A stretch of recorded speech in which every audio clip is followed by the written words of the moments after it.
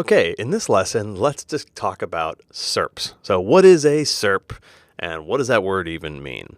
In SEO, we're going to see this term used quite a bit, and SERP just refers to search engine results page. So when I run a query in a search engine, the page that shows up, that is a SERP. So here's an example of a SERP for the word avocados. I have queried the word avocados in Google, and it delivers me this page. Now, there's a lot of really interesting things going on in modern SERPs. So, for example, we see some organic links, right? So the organic links would be the top result on the page, as well as that Wikipedia article. We see a people also ask box, okay, which has some little drop downs and some additional questions, some top stories from the news.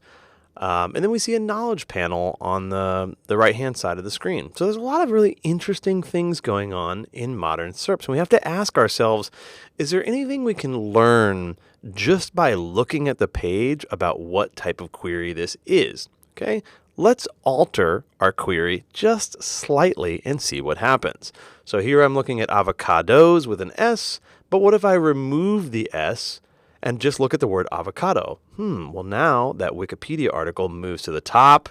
The 12 proven health benefits article moves down from there. Okay, so basically we've had the second result become the first result, and the first result become the second result. We see the people also ask questions have changed, the top stories and some of the images, and then over on the right-hand side, definitely some changes. So let me flip back and forth between these two. Look at those images on the right-hand side.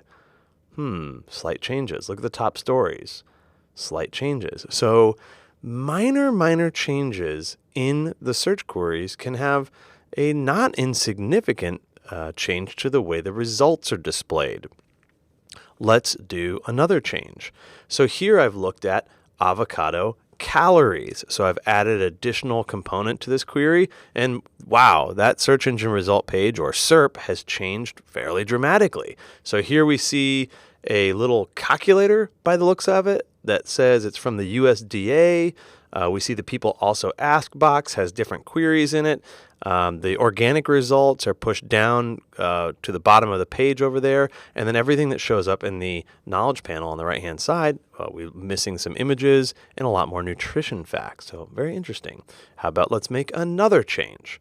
Avocado toast. Okay, so avocado toast, when I use the same word avocado, add the word toast to it, now the entire page changes. All we see are recipes. There's a lot of images that show up, some star ratings in the results there. And then we see some images on the right-hand side that are purely looking at avocado toast, as well as a little excerpt from the Wikipedia article.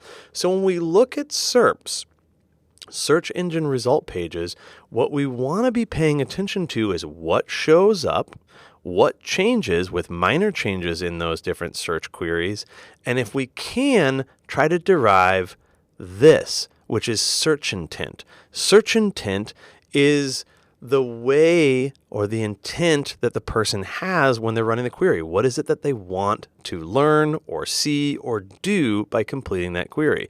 And so we want to assess search intent. And you can see amongst all those different examples we use with minor variations, the search intent changed pretty considerably.